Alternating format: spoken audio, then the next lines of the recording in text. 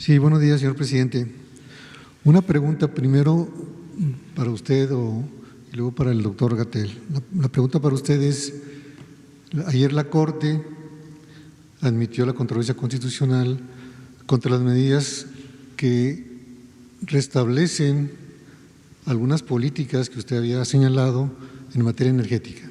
La pregunta es, ¿qué impacto tiene y qué es lo que va a hacer el gobierno? Y luego también, si en estos contratos no se está investigando por la UIF o por la Fiscalía la posible comisión de delitos.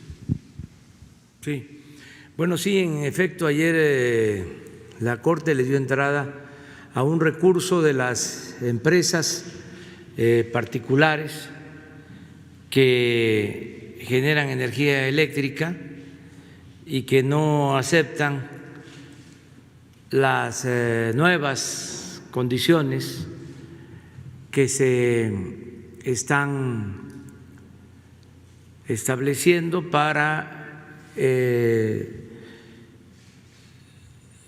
defender el interés público. Durante mucho tiempo se abusó del pueblo de México y se cometieron fraudes, empezando porque se entregaron contratos a particulares para generar energía eléctrica cuando la Constitución no lo permitía. Esto fue en el gobierno de Carlos Salinas. Se reformó una ley secundaria que no puede estar por encima del mandato constitucional para comenzar la privatización de la industria eléctrica. Pero no termina ahí el agravio. Estos contratos se hicieron de manera fraudulenta en la mayoría de los casos. ¿Qué fue la práctica más socorrida? El modus operandi. Se ponían de acuerdo los funcionarios con las empresas particulares, se llevaba a cabo una licitación para que la Comisión Federal comprara energía eléctrica a estas empresas particulares. Se entregaba el contrato a una empresa. En el contrato se establecía el pago de una tarifa que la Comisión Federal tenía que pagar, un costo, una tarifa a la empresa particular. Pero inmediatamente después de firmado el contrato, se suscribía otro, ya sin licitación, un acuerdo administrativo con otra tarifa, desde luego más elevada. ¿Esto a qué ha llevado? A que se tenga que comprar energía eléctrica a las empresas particulares a precios elevadísimos, con un subsidio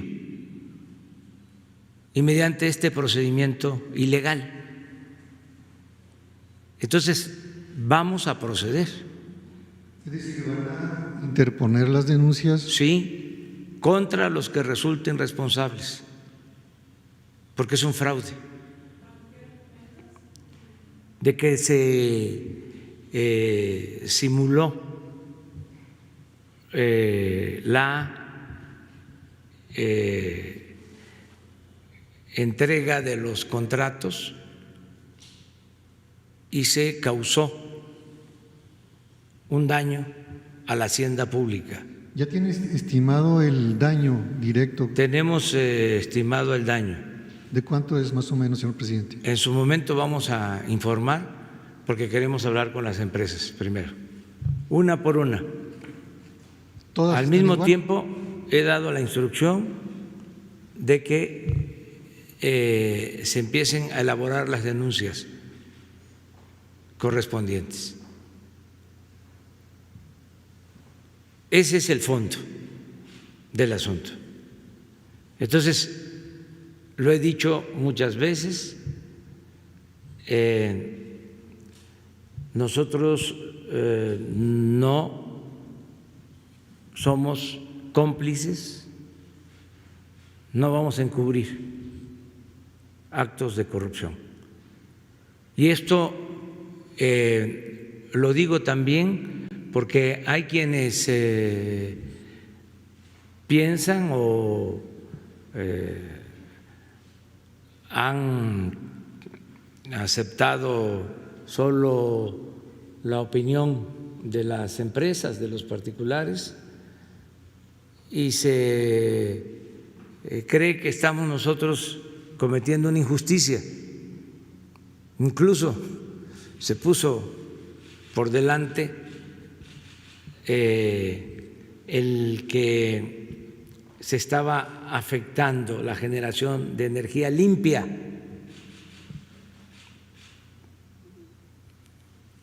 Y que estábamos nosotros queriendo regresar al combustóleo para contaminar. Ese no es el fondo del asunto. Aquí estamos ante un posible fraude a la nación mediante estos contratos y queremos que la autoridad competente investigue. Y somos respetuosos de la legalidad. Hay en México Estado de Derecho.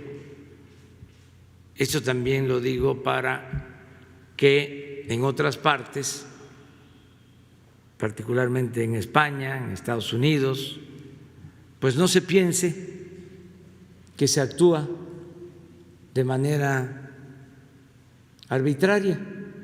¿Hay funcionarios de la Comisión Reguladora de Energía involucrados en estos fraudes? Hay funcionarios involucrados y desde luego los que firmaron estos acuerdos luego de haberse llevado a cabo la licitación y el acuerdo principal sobre el cobro de tarifas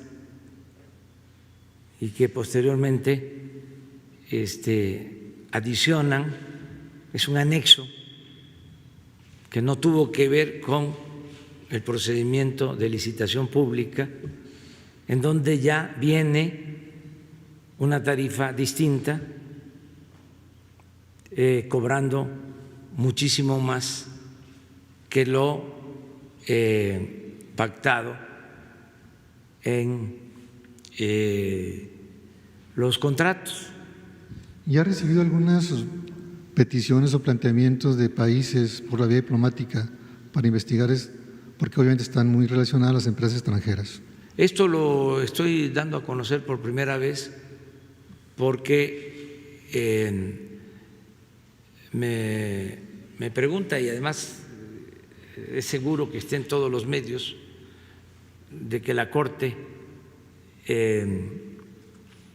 otorgó este amparo a las empresas, pero no es solo un asunto el que se esté modificando el procedimiento también, que fue fraudulento, de subir la energía a la red. Resulta que las hidroeléctricas de México no pueden subir la energía que producen, sino hasta después de que suben la energía a la red nacional, las particulares. Y si todo esto con el argumento de que primero van las particulares porque no contaminan, porque generan energía con gas, con el viento, con el sol, y las hidroeléctricas generan energía con agua, y es la energía más barata y más limpia. Pero resulta que las hidroeléctricas son de la Comisión Federal de Electricidad, son empresas públicas o son plantas públicas. Y como el plan era arruinar a la empresa pública, a la Comisión Federal de Electricidad, pues las hidroeléctricas están subutilizadas. Imagínense cuánta inversión desde hace 50 años o más para crear las grandes presas en el Papaloapan, en el Grijalva, en todos lados, para generar energía y tenerlas paradas, subutilizadas, porque se le da preferencia a las empresas particulares por influyentismo y por corrupción. Entonces, eso es lo que se está modificando. ¿Por qué no van a subir energía las hidroeléctricas? Además, imagínense el daño que han causado con esta política adicional. Por eso se inundó Villahermosa, porque mantienen los vasos de las presas llenos. Hasta hace una semana la presa Peñitas tenía 95% de su capacidad. En épocas de lluvia, ¿qué sucedió cuando se inundó Tabasco, se inundó Villahermosa? Pues estaba así, el vaso lleno, porque no turbinaban, porque no les permitían subir la energía eléctrica. Viene un huracán, llueve bastante y tienen que soltar el agua de la presa e inundan de Tabasco y Villahermosa. Pero eso sigue sucediendo. Hoy en el informe que me da Protección Civil ya me tranquiliza, porque esa presa de Peñitas está al 86%. Entonces, ¿por qué no regular eso? Ese es el tema, este es el asunto que está en la Corte. Pero ese es uno. Lo otro es el fraude por el cobro excesivo de la energía eléctrica que se compra a particulares. Por eso no bajaban el precio de la luz. ¿Cómo lo iban a bajar si se les da un subsidio a estas empresas? Algo que no sucede en ninguna parte del mundo. Y nos hacían creer que el subsidio era a la gente, al consumidor. No, el subsidio es a las empresas. Entonces, es poner orden. Esto a lo mejor no lo saben muchos. Vamos a informar bien. Lo que hay es una campaña hablando de que no respetamos acuerdos. Pues si ustedes se enteran de que hay un delito o un presunto delito, pues estamos obligados todos a denunciarlo. ¿O ya lo dejamos así? Que nos sigan robando, porque si no se van a enojar. Va a salir un artículo en El País de España, o acá el Reforma va a decir que están muy molestos en Estados Unidos los empresarios. Cuando a los empresarios de Estados Unidos, a los empresarios de España, les informemos por qué se está actuando así, pues van a tener más claridad de lo que está sucediendo. Claro, son empresas que están muy vinculadas a los intereses políticos, partidistas incluso, y desde luego tienen un gran apoyo en medios de comunicación, no en todos. Entonces, por eso esta campaña, y qué bien que me preguntas, porque vamos a respetar lo que decidió la Corte y vamos a defender el interés público.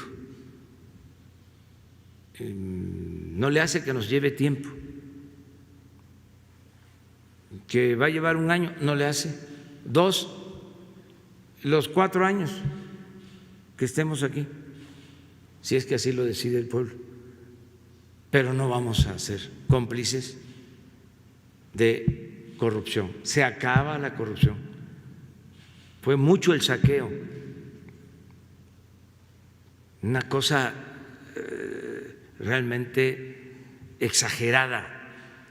Fíjense, ya llevamos más de 1 año y medio en el gobierno y todavía descubriendo todas estas fechorías, porque esto es relativamente reciente, que nos metimos a ver cómo están los contratos, uno por uno. Luego hay monopolios de empresas y desde luego contubernio entre personajes con mucha influencia en México y empresas extranjeras, toda una confabulación para robar, para afectar la hacienda pública y para bolsear al pueblo, porque todas estas tranzas son siempre en perjuicio del pueblo, porque es el que tiene que pagar más por la luz, es el que tiene que pagar más por los servicios. Entonces, ese es el punto, y así respondo tu respuesta. Y Hugo tiene… Sí, doctor. A ver si nos pudiera concretar cuál es su perspectiva de lo que ya advirtió sobre la influenza. ¿Cuántos enfermos esperan? ¿Cuántos decesos esperan? ¿Cuánto sumaría los enfermos de COVID más influenza? Y si hay una estrategia especial, porque esto agrava las cosas, ¿no? Gracias por la pregunta. Efectivamente, la situación del invierno o del otoño-invierno nos pone en un reto importante. En México y en todo el hemisferio norte, la influenza es una enfermedad, ya dije, causada por un virus distinto al virus que causa el COVID, pero que produce una enfermedad muy parecida. En su gran mayoría, cerca de 8 de cada 10 personas afectadas por influenza tienen una enfermedad leve, parecida a un catarro, aunque con síntomas un poco más intensos, pero que se desaparece sola la enfermedad por acción del sistema inmune. Parecido a COVID. COVID también, en general, se estima que 8 de cada 10 personas afectadas por COVID tienen una enfermedad que se parece a un catarro intenso, pero se curan espontáneamente. Sin embargo, el 20% restante, 2 de cada 10, pueden tener una enfermedad suficientemente grave para requerir hospitalización, porque la forma grave de ambas enfermedades causa neumonía, causa una inflamación de los pulmones y esto hace que el cuerpo no pueda tener una recuperación fácil. En los casos más graves, que son del 3 al 5%, para influenza y para COVID respectivamente, puede requerirse terapia intensiva, ventilación mecánica, con alto riesgo de complicaciones y de muerte. En México, la neumonía es esta inflamación de los pulmones, popularmente se le conoce como pulmonía, el nombre médico es neumonía, es la 8ª causa de muerte general y lo ha sido por mucho tiempo. A veces varía, a veces es la 7ª, a veces es la 9ª, pero en general está presente entre las primeras 10 causas de muerte. La gran mayoría de esas personas que mueren por neumonía no se conoce cuál fue la infección que causó. La gran mayoría de las neumonías son infecciosas, hay inflamación de los pulmones por otras causas, pero la enorme mayoría son por una infección y no se conoce cuál es exactamente, ni en México ni en el mundo. Y por esa razón, desde hace decenas de años, se agrupan en una sola categoría que se llama influenza y neumonía, la misma categoría. ¿Por qué razón se le da tanta importancia a la influenza? Porque hasta el 30 o 35% de las personas que tienen una neumonía, de acuerdo a diversos estudios que se han hecho por mucho tiempo, podría ser la causa el virus influenza, el que llevó a la neumonía. Entonces, como no se puede distinguir, porque a veces las condiciones clínicas del paciente no permiten que haya una detección eficiente, insisto, en todo el mundo, no es una deficiencia del sistema mexicano y no es reciente, esto por muchos años. La Organización Mundial de la Salud, en su clasificación internacional de enfermedades, considera la específica para influenza, la específica para otras causas, pero al final se agrupa en esta estadística influenza-neumonía.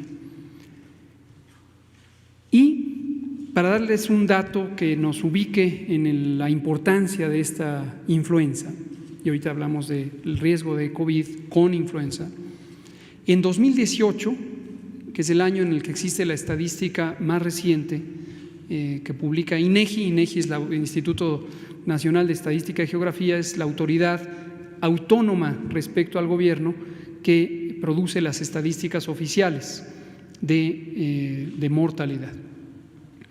En 2018, 28,000 personas murieron de influenza o neumonía, 28,000 personas en 2018.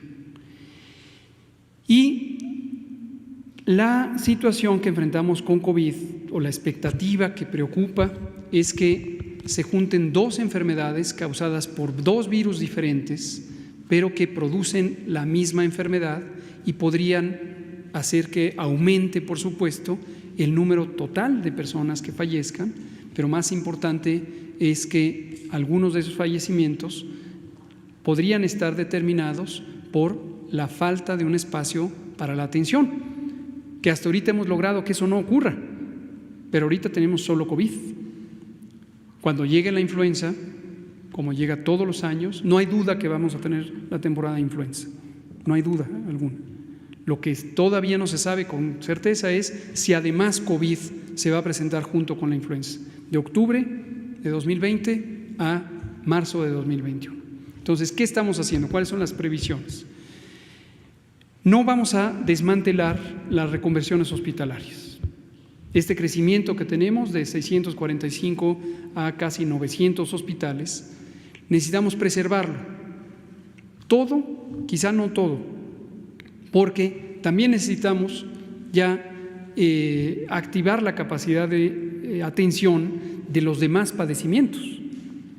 Las demás enfermedades siguen presentes en la población mexicana y tenemos que seguir atendiendo a las personas que tengan las otras enfermedades. Y hasta ahorita, ¿cómo lo hemos hecho?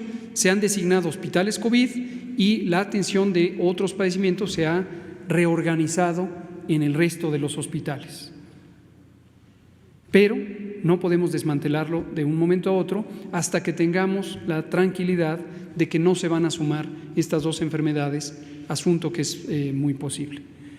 Respecto a las expectativas numéricas, hemos comentado también desde hace tiempo que la manera de detectar los desenlaces fatales, que siempre, insisto, todos y cada uno, aunque fuera solo uno, son muy lamentables, la manera de detectarlos permite identificar a las personas que recibieron atención, que se les pudo hacer una prueba de laboratorio y se confirmaron.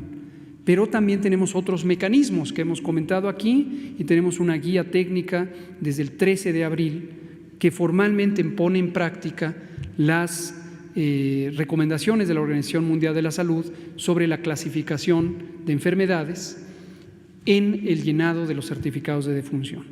Y estamos en un proceso que iniciamos en colaboración con el Gobierno de la Ciudad de México para investigar las causas de muerte de personas cuyos síntomas, cuya presentación clínica, médica es compatible con COVID y que pudieron haberse quedado sin muestra para diagnóstico por laboratorio.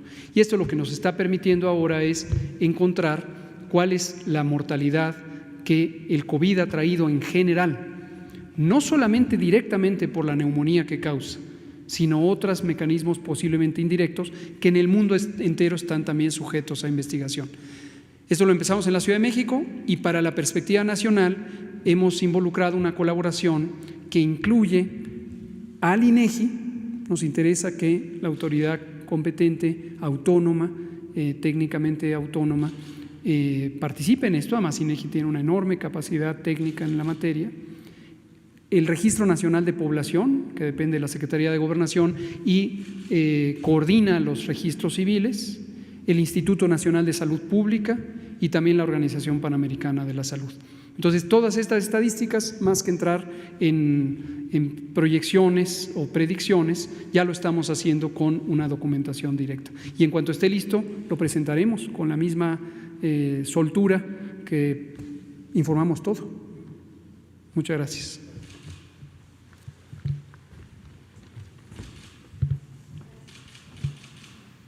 Ya, luego tú, de atrás. Gracias, presidente. Buenos días a todas y a todos. Lisbeth Álvarez, Diario Basta y Grupo Cantón. Presidente, las y los mexicanos lo quieren fuerte y sano.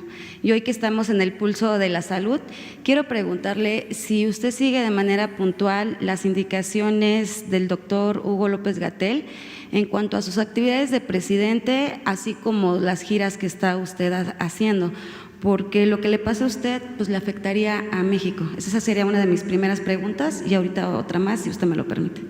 Sí, soy obediente. Me apego a los protocolos de salud y a las recomendaciones. En las reuniones de trabajo se guarda la sana distancia. En las reuniones de la mañana, por ejemplo, que tratamos a veces 2, 3 asuntos y son no solo miembros del Gabinete de Seguridad, sino también el Gabinete de Salud, a veces asuntos que tienen que ver con la economía, con Pemex. Entonces lo que hacemos es que hay una sala de espera antes de pasar a la reunión, se termina el tema, salen servidores públicos y entran otros. No hay amontonamiento, nos cuidamos y no tengo hasta ahora síntomas.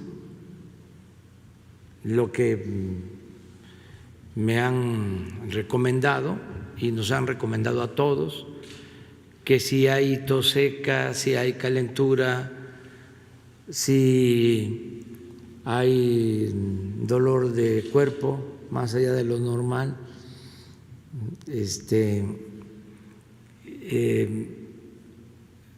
me falta una, es fiebre, ¿sí? Sí, no, ya dije, es calentura, dolor de cuerpo, tos seca. No, esa es nueva. Dolor de garganta. Dolor de cabeza. Dolor de cabeza. Es dolor de las 4 primeras fueron dolor de cabeza, calentura, dolor de cuerpo y tos seca. Y luego le agregaron lo del dolor de garganta.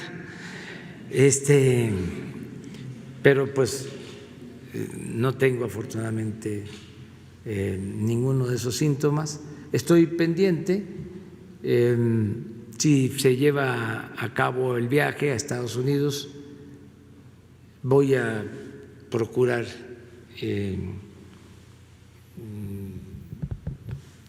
ver en qué condiciones voy a salir.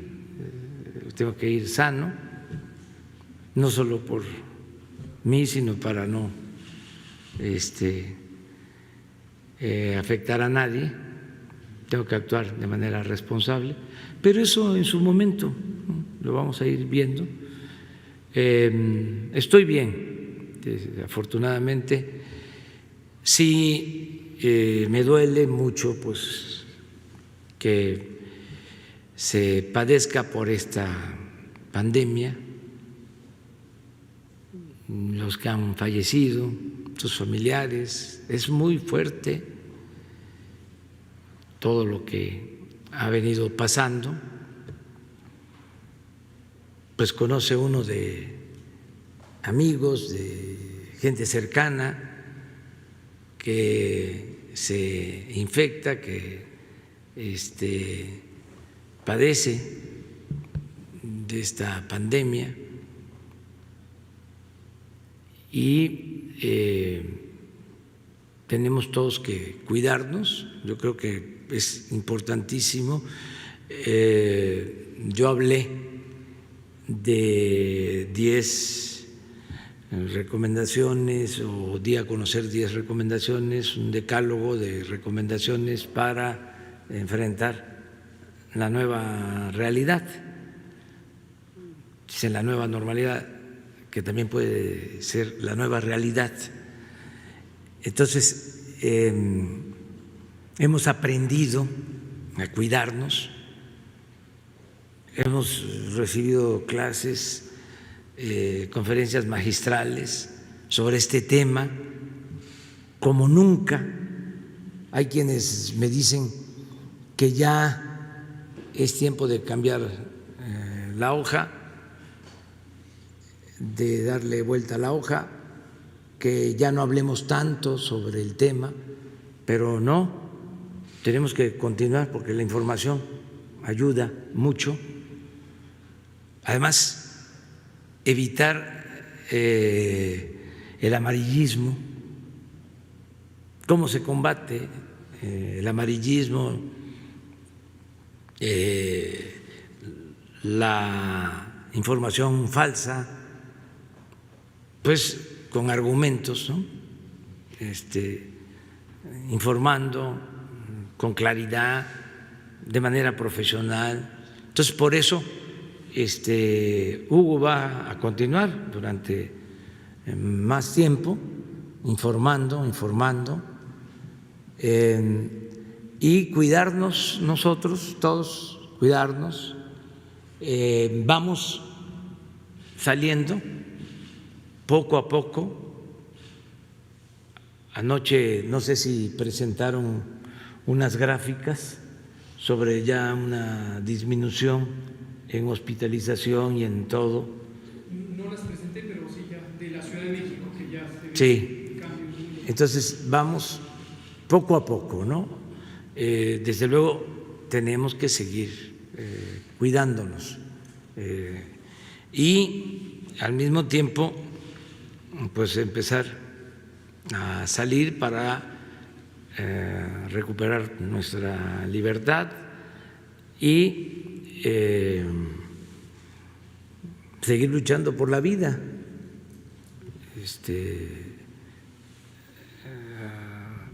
Reactivar nuestra actividad productiva, que se abran los centros de trabajo, desde luego de conformidad con el semáforo, como está sucediendo, y ahí vamos hacia la normalidad y tenemos motivos para decir que vamos saliendo, que a pesar de los pesares vamos saliendo, vamos enfrentando la pandemia y también vamos, como ayer lo manifesté, a recuperar pronto la economía. Con respecto al resultado final, pues falta todavía tiempo para hacer la evaluación, pero hasta ahora, ¿qué hemos logrado? Pues el que no se disparara, que no se saliera de control la pandemia y que lo que llaman los médicos, los especialistas, se aplanara la curva de la pandemia, como se logró, que no se disparara y que nos desbordara, que no se tuvieran las camas, los hospitales para atender a los enfermos. Eso lo resolvimos. Y lo resolvimos entre todos, porque fue muy importante el que sin autoritarismo, lo subrayo, porque en otros lugares lo lograron, pero era engarróteseme ahí, ¿sí? No se mueva, no salga, está prohibido. Acá no fue así, acá fue voluntario, porque el pueblo de México es un pueblo con mucha conciencia, con mucha responsabilidad. Ya lo dije, es de los pueblos con menos analfabetismo político en el mundo, o para decirlo de otra manera, es de los pueblos con más conciencia ciudadana en el mundo. Entonces, eso nos ayudó mucho, de modo que nunca nos rebasó la pandemia ni nos va a rebasar. Siempre va a haber una cama con especialistas, con equipo para atender a los enfermos. Desde luego no queremos que nadie llegue a los hospitales, por eso lo preventivo, pero sí nos preparamos y se resolvió. Luego otra cosa importante que tiene que ver con lo mismo fue la preparación, la capacitación de los médicos, que no teníamos especialistas. ¿Cómo? En meses se llevó a cabo un curso permanente de formación de miles de médicos generales para atender enfermos COVID.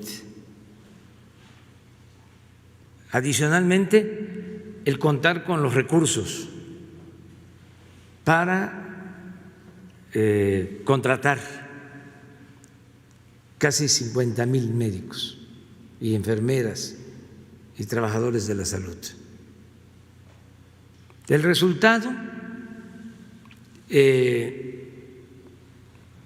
No me gustan las comparaciones, pero nuestro país no ha salido mal enfrentando esta pandemia con relación a lo que sucedió en otros países.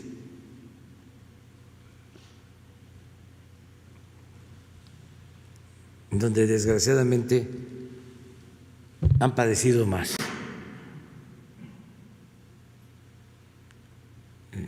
Nosotros hemos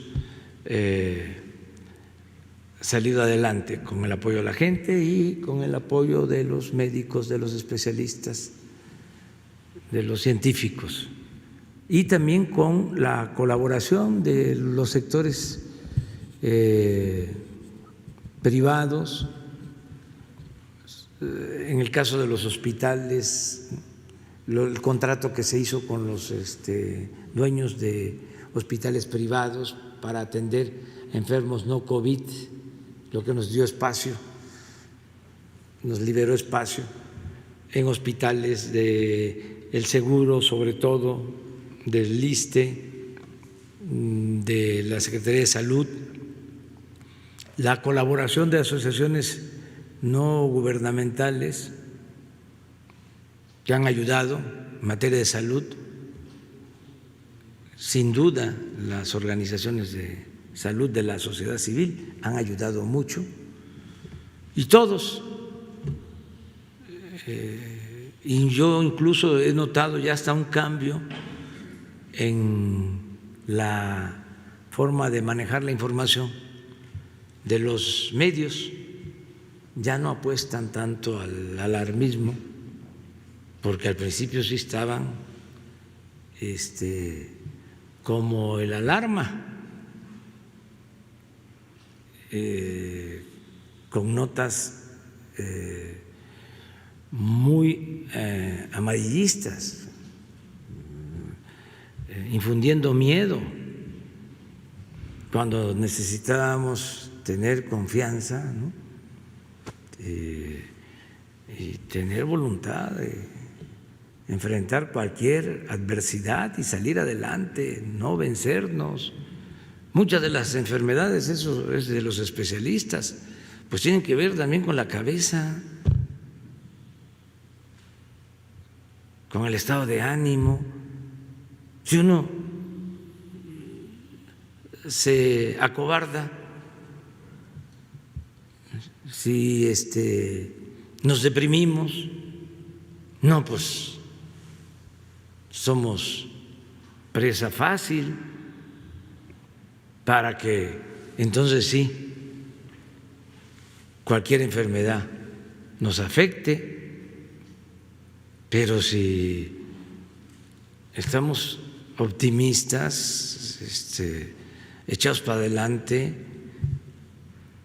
vamos a salir. Entonces, esa es la labor que cuando menos nosotros estamos obligados a llevar a cabo, el entusiasmar a la gente, sin caer en lo irreal, la fantasía, pero sí ser optimistas, y así vamos saliendo poco a poco. Presidente, en una segunda pregunta y en materia económica, usted pues ya reiteró desde el domingo y el día de ayer pues que México ya tocó fondo y ahora toca una recuperación, que usted la grafica como una V. Y en este sentido mi pregunta es, ¿en cuántos meses o años calcula usted que México podría recuperarse de esta caída? Y adelantándome, digo, como el día de ayer ya hasta se adelantaba el mes de septiembre, ¿cree usted que para pues, las próximas fiestas navideñas las familias mexicanas podrían reunirse para festejar y sin tantas angustias económicas? Sí, yo creo que vamos a salir pronto. Ya creo que el peor mes en lo que tiene que ver con la economía fue abril. de acuerdo a nuestros indicadores, sobre todo por desempleo. Repito, en abril se perdieron 555,000 empleos de trabajadores inscritos en el Seguro Social. Ya mayo fue menor, fueron 345,000. Y en junio no vamos a llegar a 100,000 empleos perdidos. Entonces considero que julio, si no crecemos, se va a mantener. Y a partir de ahí vamos a generar más empleos. Ese es un indicador. También me alienta mucho el conocer que a pesar de la crisis, en el peor mes, abril, las remesas prácticamente fueron las mismas de abril del año pasado, en dólares, con una diferencia, con un dólar más caro, pero fue lo mismo. Y ya mayo, de acuerdo a la información que tengo, va a ser mayor el volumen de remesas que mayo del año pasado. Y junio, lo mismo. Entonces, esto alienta. Además, viene, repito, lo del tratado. Ya mañana entra en vigor el tratado. Mañana vamos a hablar sobre eso aquí. Lo vamos a dedicar a informar sobre la entrada en vigor del tratado. Va a estar el consejero jurídico de la Presidencia, Julio Scherer, y va a estar la secretaria de Economía y va a estar también el secretario de Relaciones Exteriores mañana para hablar del tratado. Esto, sin duda, nos va a significar inversión foránea, inversión extranjera, empleos, más comercio con Estados Unidos. Ayer les mencionaba de que los países de Europa, los más fuertes, destinaron para enfrentar la crisis en su esquema de apoyar sobre todo a las empresas, en promedio el 5% del Producto Interno Nacional de cada país, en promedio. Estados Unidos destinó el 13%. Estamos hablando de más de 3 billones de dólares. Entonces, por vecindad, además por nuestra relación, esa derrama económica, ¿sí?, nos ayuda. Eso explica el por qué no se nos caen las remesas, entre otras cosas. Entonces, por eso estoy optimista. Por eso creo que pronto vamos a salir adelante. Además, todo lo que estamos haciendo de apoyar abajo como nunca para fortalecer la capacidad de compra de la gente humilde, de la gente pobre, apoyando de abajo hacia arriba. Les hablaba yo de cuánto destinan los países ricos para la crisis y les decía de cómo ellos todavía siguen con el método de apoyar arriba para que baje. Y nosotros no. Ya no creemos en la teoría del goteo, de que si llueve fuerte arriba, gotea abajo. No, porque se va quedando. No es permeable la riqueza y no llega abajo. Entonces, por eso, lo nuevo, lo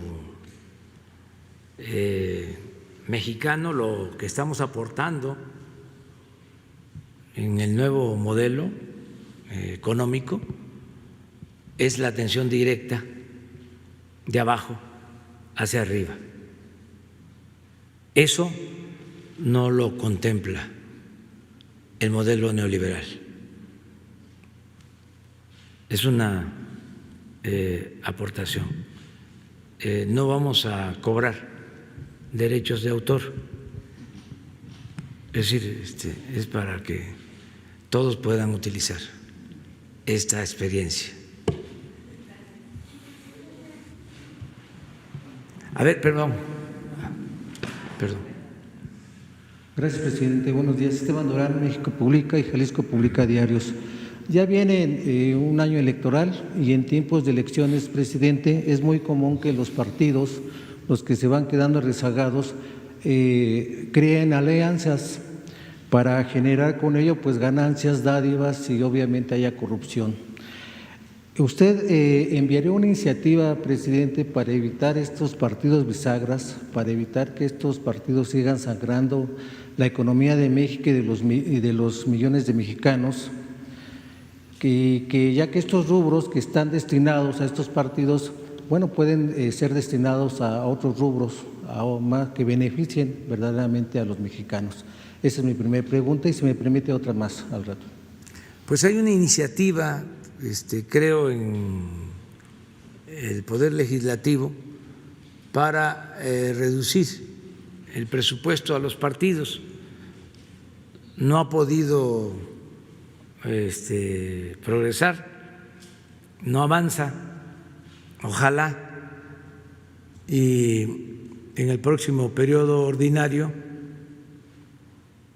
se apruebe y ojalá y dé tiempo para que se aplique ya en la próxima elección del año próximo. Pero sí deberían de bajar los presupuestos de los partidos cuando menos en un 50%, a la mitad. Pero hay quienes se oponen. ¿Quiénes son los que se oponen? Ahí se los dejo a ustedes de tarea para que lo investiguen. Pero sí muy claramente votan en contra.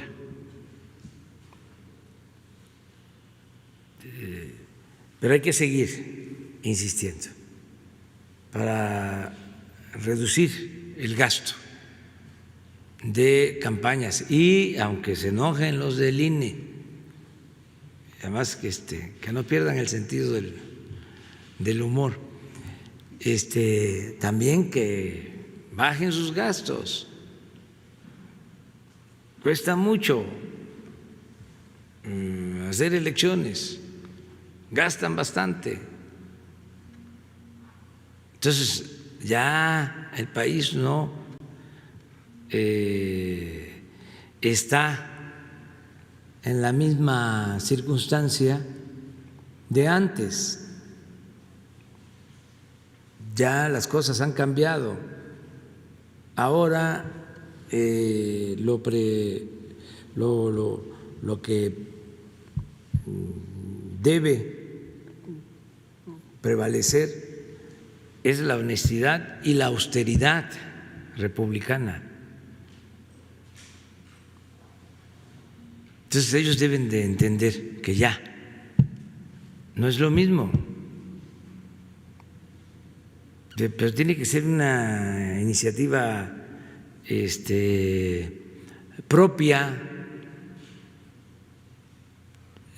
porque la austeridad no es un asunto, repito, administrativo, es un asunto de principios.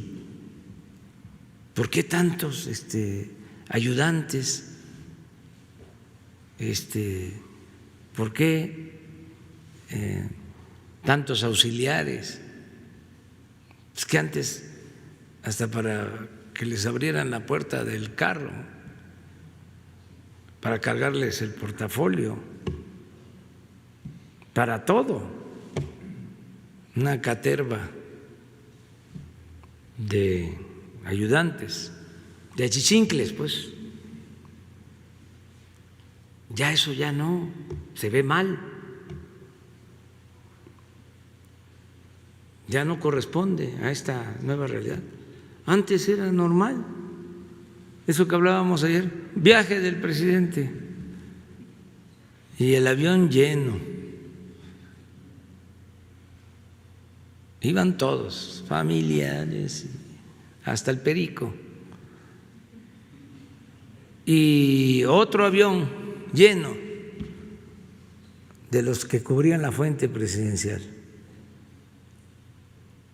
que aprovechaban hasta para hacer compras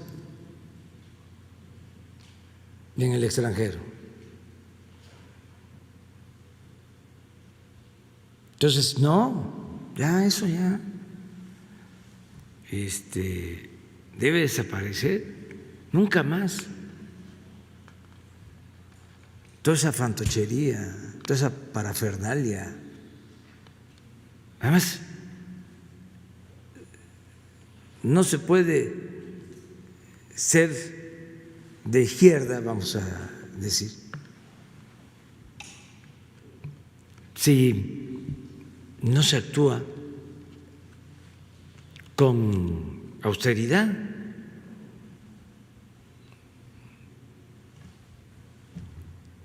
No es de izquierda el que no es honesto, y no es de izquierda el que no es austero, el que derrocha. Y desde luego el que tiene recursos económicos pues puede hacerlo, pero el que es servidor público no debe derrochar, debe actuar con austeridad. Sí, presidente, hay inquietud entre el sector empresarial. Dado las cifras que ha dado el doctor Gatell, hay zozobra y esto podría ocasionar una fuga de capitales, según lo que se ha mencionado en el sector privado. De ser así, usted en su visita a Estados Unidos con Donald Trump aprovecharía para tomar este apoyo que Estados Unidos está dando de 50,000 millones de pesos. De esta manera, bueno, pues habría ya una estabilidad económica, ya estaría más tranquilo el país. ¿Usted estaría dispuesto a aprovechar este préstamo que Estados Unidos está otorgando? Y por otro lado, ya finalmente, ¿ya tuvo usted contacto telefónico con Joe Biden, el aspirante demócrata a Estados Unidos, a la presidencia de Estados Unidos? ¿Y habría la posibilidad de reunirse con él en su visita a Estados Unidos? Gracias. Bueno, nosotros no necesitamos créditos. Tenemos finanzas públicas sanas. Esa es una diferencia con lo que pasaba anteriormente, cuando la crisis que enfrentó el presidente Zedillo, hubo un rescate de Estados Unidos, nos pusieron a disposición 20,000 millones de dólares, tuvimos que dejar hipotecado el petróleo. Eso no sucede ahora, no tenemos esa necesidad. Entonces, no voy a eso, no voy a solicitar crédito, voy a participar, atestiguar el inicio del tratado que considero nos va a ayudar mucho a los tres países, a las tres naciones y a los tres pueblos, a Canadá, a Estados Unidos y a México. A eso voy, básicamente. Por eso no puedo hablar, o no sería correcto, adecuado hablar con candidatos, porque es una visita de trabajo. Voy a entrevistarme con el presidente de Estados Unidos y si lo decide, estaría también el primer ministro de Canadá.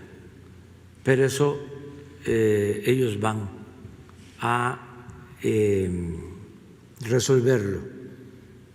Mañana ya nosotros vamos a informarles sobre la agenda.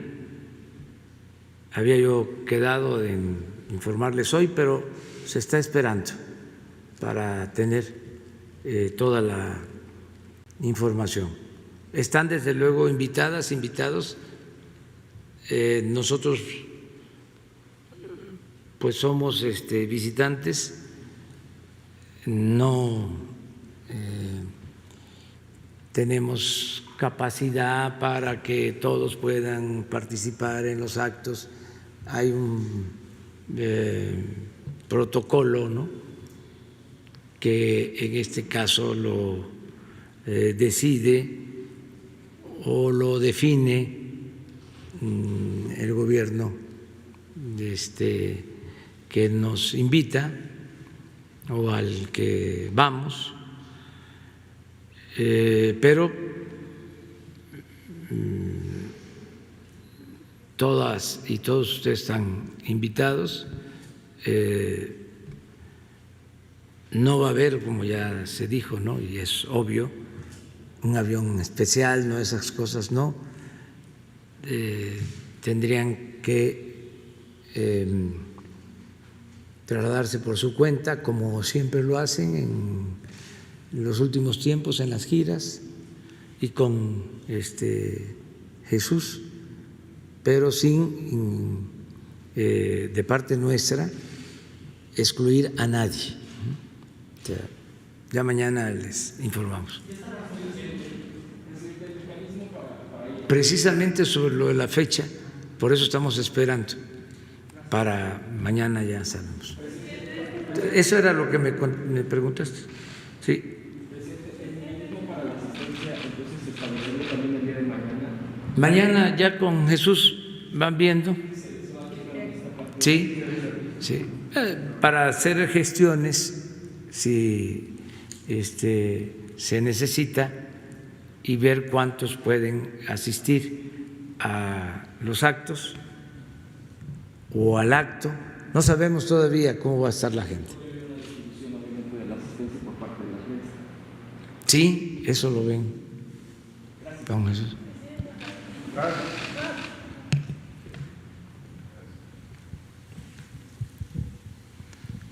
Muchas gracias, presidente. Shaila Rosagel, corresponsal del Grupo Gili, El Imparcial de Sonora, La Crónica de Mexicali y Frontera de Tijuana. Presidente, pues mañana ya se cumplen 2 años de su triunfo en las urnas. Me gustaría preguntarle cuáles han sido los 3 principales aciertos de su gobierno que usted considera en estos 2 años, lo que usted puede decir que le ha dejado más satisfecho y cuáles han sido esos 3 puntos más difíciles para usted en estos años.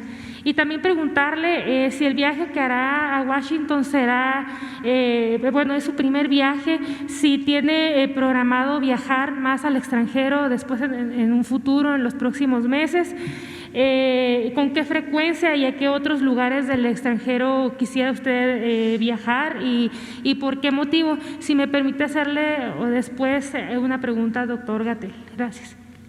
Bueno, las 3 cosas que más me satisfacen es, primero, la atención a los pobres, Eso me fortalece mucho en lo interno, en lo espiritual.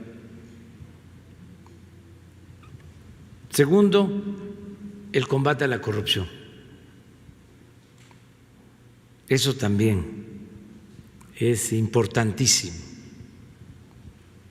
porque estoy convencido de que se trata de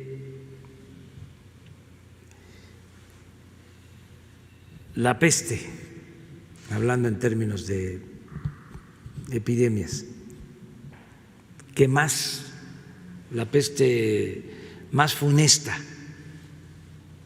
que ha afectado a México. Entonces me siento muy orgulloso de estar encabezando una lucha frontal contra la corrupción. El que tengamos como objetivo desterrar la corrupción de México. Y lo tercero que me satisface es que no hemos reprimido al pueblo, de que no encabezo un gobierno autoritario, que no hemos participado en violaciones de derechos humanos, que no han habido masacres, que no se ha utilizado al ejército, ni a la marina, ni a los cuerpos de seguridad para reprimir a los mexicanos. Añadiría también que me pediste 3, pero yo agrego una más, que me place mucho el que, a pesar de ser el presidente más atacado de los últimos 100 años, la respuesta sea la libertad y no la censura. Eso también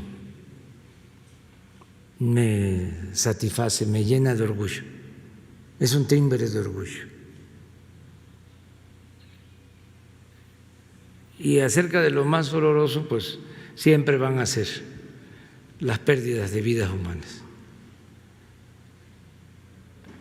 Me dolió mucho lo de la explosión en Hidalgo, cuando perdieron la vida personas que estaban recogiendo combustible. Me dolió muchísimo. Y todo lo que tiene que ver con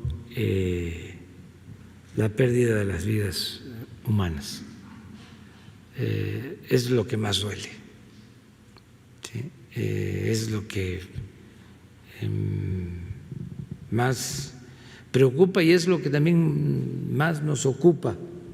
En eso estamos, tratando de conseguir la paz, la tranquilidad para todos. Eso es lo que te contesto. ¿Qué más?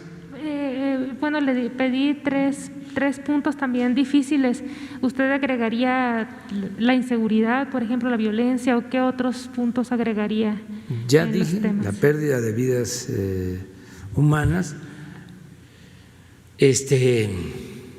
pues estas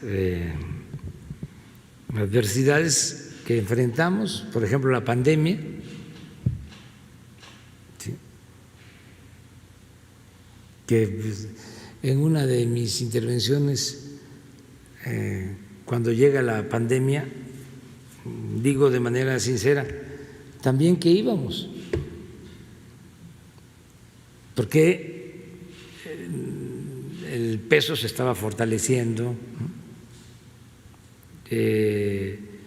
estábamos sentando las bases para el crecimiento de la economía, aumento al salario mínimo como nunca.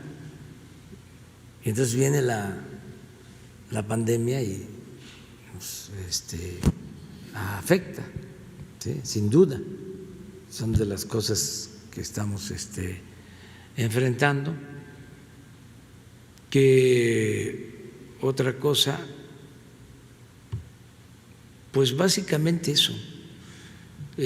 Soy optimista y creo que vamos a salir bien. O sea, lo más importante de todo, lo más importante es que no hemos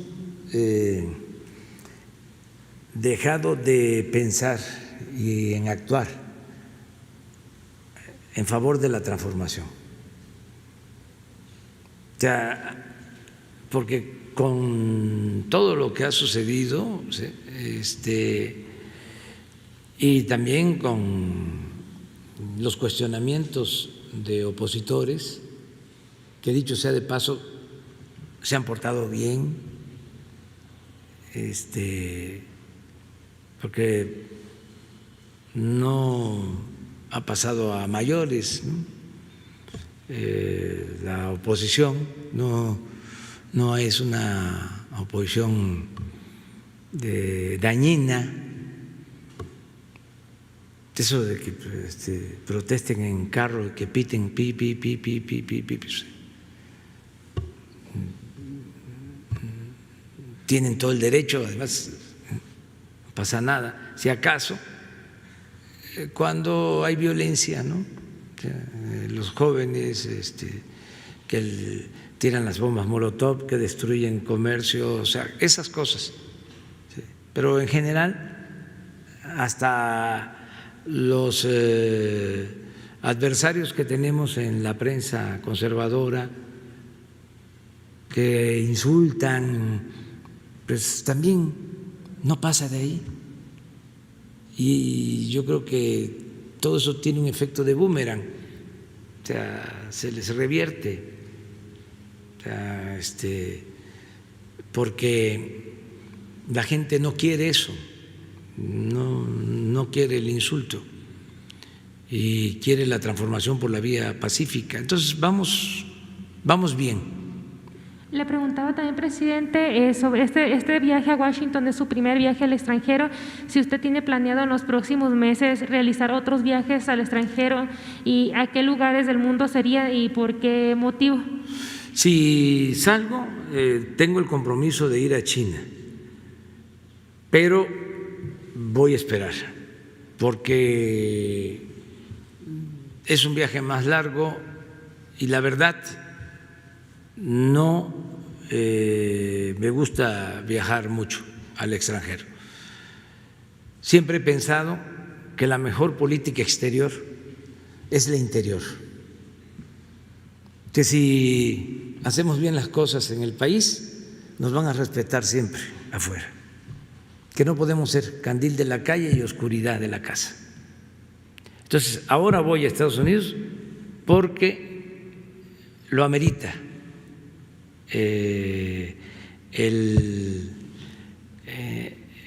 tratado, la entrada en vigor del tratado, porque es muy oportuno.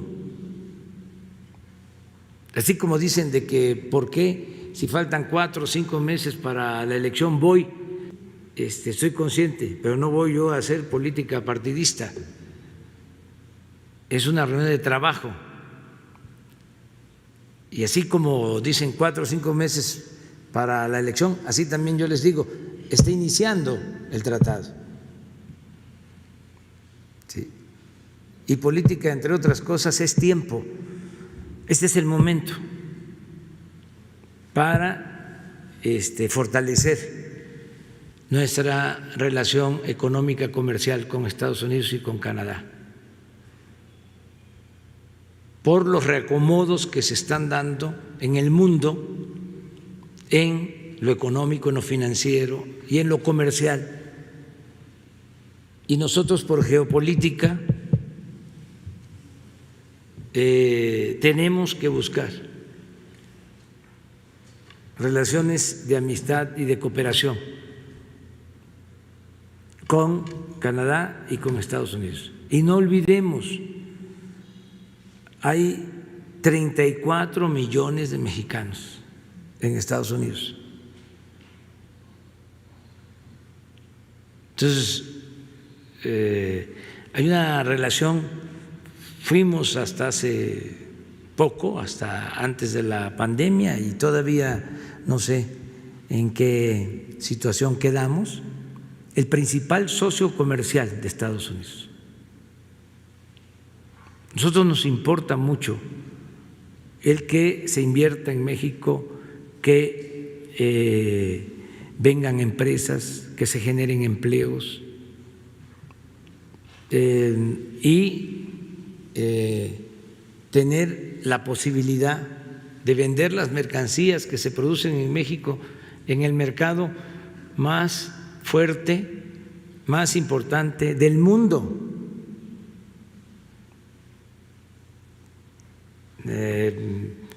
Desde luego que ya este tratado lleva tiempo, pero ahora tiene componentes importantes, buenos.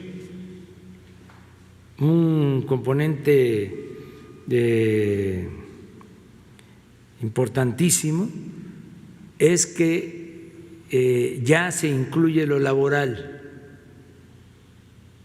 el que se proteja a los trabajadores,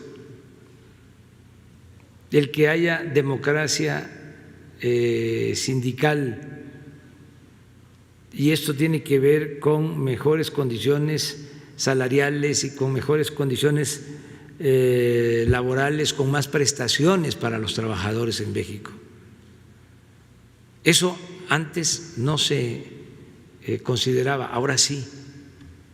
No es que van a venir a inspeccionarnos de cómo se trata a los trabajadores en México.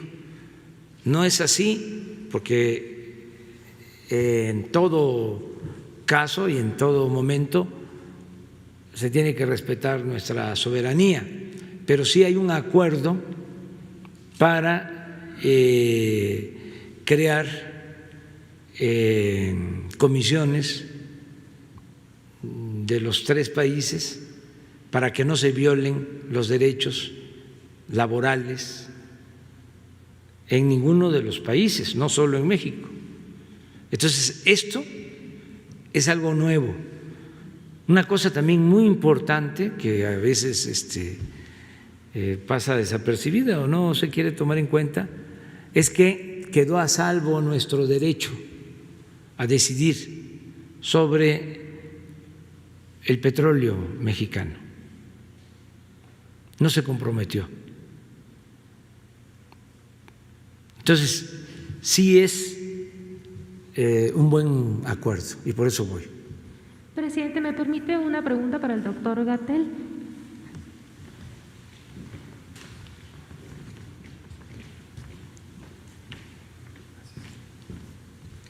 Buenos días, doctor Gatell.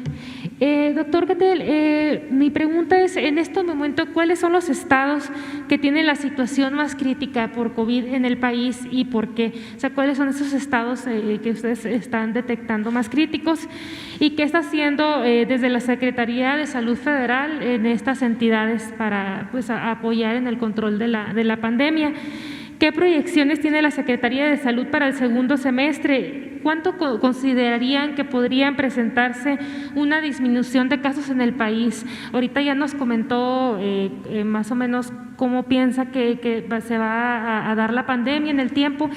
¿Cuándo podríamos ver los estados ya en verde? ¿Cuándo podríamos ver más estados que empezaran a aparecer en verde? Gracias. Con mucho gusto. Su pregunta es importante porque esto es un tema que en la medida en que la pandemia continúa en México, la epidemia nacional, causa desesperación, causa ansiedad, causa disgusto, reacciones muy naturales, muy comprensibles, muy legítimas. A nadie le gusta estar en una situación de riesgo a la salud o a la propia vida durante un fenómeno natural como es una enfermedad infecciosa. Esto es muy importante tenerlo en cuenta. La epidemia de COVID y cualquier otra epidemia es un fenómeno natural, no es la última epidemia que vamos a vivir, ni en México ni en el mundo. Hay fenómenos naturales que son inevitables, igual que lo son los terremotos, igual que lo son los huracanes, igual que lo son la actividad volcánica. Las epidemias también son un fenómeno natural. Y los seres humanos, las sociedades, lo que podemos hacer es prepararnos apropiadamente para enfrentarlo, teniendo conciencia de cuáles son los peligros, cuáles son los riesgos, cuáles son los mecanismos de daño. En este caso concreto estamos hablando, como lo hemos dicho mucho, pero es muy importante que siga quedando claro, es una enfermedad infecciosa que se transmite por vía respiratoria. En la medida en que tengamos estas medidas que hemos mencionado, la sana distancia, el lavado de manos, el proteger el estornudo, el mantenernos en casa cuando tenemos síntomas, vamos a lograr reducir la probabilidad de daño. Acudir tempranamente a los hospitales en el caso de las personas mayores de 60 años o que tienen enfermedades crónicas. Pero es un fenómeno natural. ¿Qué expectativas tenemos de este fenómeno natural en el caso de México? Que la epidemia va a continuar, que estamos entrando ya a la fase final de la desaceleración, es decir, todavía los casos de hoy van a ser posiblemente iguales o un poco mayores a los de ayer y progresivamente en las próximas pocas semanas, no se puede precisar una exactamente, esto entre paréntesis también a algunas personas les ha causado gran ansiedad la expectativa de que se sepa qué día, casi a qué hora se va a llegar al punto máximo, al famoso pico o acmé de la curva y en qué momento va a empezar a descender. Así no funciona esto. Con estos fenómenos naturales lo que se tienen son algunas predicciones. Las matemáticas, la epidemiología matemática nos da herramientas muy útiles, pero en estos fenómenos hay incertidumbre. Uno tiene aproximaciones que permiten identificar en términos generales las cosas, pero hay incertidumbre, no se puede precisar con ese grado de puntualidad. Ciertamente hemos dicho también desde hace meses que en el punto medio se encontraría entre la segunda quincena de junio, estamos en ella, y la primera quincena de julio. Esto es en parte el margen de incertidumbre, pero en parte la duración del fenómeno donde empiezan a hacerse tan lentos los crecimientos de casos que hablamos del punto de estabilidad arriba, es decir, del pico, de la cumbre, de la cresta, de la zona de máxima intensidad, a punto de llegar al descenso. Pero siempre, reitero, sí y solo sí mantenemos las medidas que nos ayuden a reducir los contagios. Posteriormente empezará a descender, todavía con muchos casos en la segunda quincena de julio, durante agosto, durante septiembre y progresivamente empezará a descender posiblemente para llegar a octubre, en donde las últimas epidemias serán las epidemias locales de Jalisco y de Monterrey. ¿Cuál es el estado actual de la epidemia? La epidemia se comporta en parches. Los países geográficamente extensos no tienen una sola epidemia, en realidad tienen múltiples epidemias que en su conjunto pueden componer una curva epidémica general, porque se pueden sumar los casos y presentar gráficamente, pero en realidad la velocidad a que ocurren los contagios es particular de cada región y hay muchísimas razones para que varíe esta velocidad. Por ejemplo, en la Ciudad de México vemos ya que ha iniciado desde hace al menos 7 días, un poco más de 7 días, el descenso de la ocupación hospitalaria. En Tijuana vemos que ya prácticamente están de salida. En el propio Baja California, ustedes de por allá, Mexicali está todavía con alta transmisión y está todavía bajo mucha presión los hospitales en Mexicali. Y su vecina Tijuana ya está de salida. En Sonora hay en este momento todavía la fase expansiva, la fase de crecimiento rápido, de crecimiento geométrico o exponencial. En otros lugares ya se llegó al punto intermedio, están en la fase de salida, pero todavía muy temprana. Y así, Chiapas está en ascenso, Cancún llegó a una desaceleración importante, todavía le falta un poco para salir, pero se aproxima ya a la salida. Y así va a ser el proceso. Los martes generalmente presentamos actualización de las curvas, entonces si le parece bien, este martes podemos revisar. Lo que presentamos es la proyección matemática que han hecho las personas expertas en esta ciencia y cómo corresponde con los casos observados. Y revisamos, no todos son demasiadas curvas epidémicas, pero las más ilustrativas.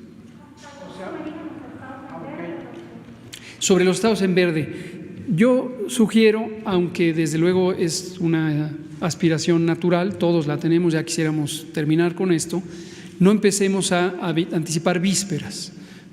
Falta. Los semáforos, hemos comentado cuáles son los indicadores, en síntesis son la ocupación hospitalaria, la velocidad a que se ocupan los hospitales, la velocidad a que se presentan nuevos casos y la proporción o porcentaje de personas que tienen síndrome de COVID, es decir, las manifestaciones médicas de COVID y que se verifica que tienen el virus SARS-CoV-2. Y esto va ocurriendo a distintas velocidades. No me gustaría anticipar una fecha concreta para los semáforos verde y que luego estemos con la preocupación de que no llega y no llega y no llega. Vamos viendo cómo se comporta y lo vamos presentando en tiempo real. Gracias. Pues nos vamos a quedar ya para llegar al Campo Marte, porque es a las 10 y mañana sí, las 2, los 3, ¿sí? Por favor, 4, 5, 6. Nos vemos mañana.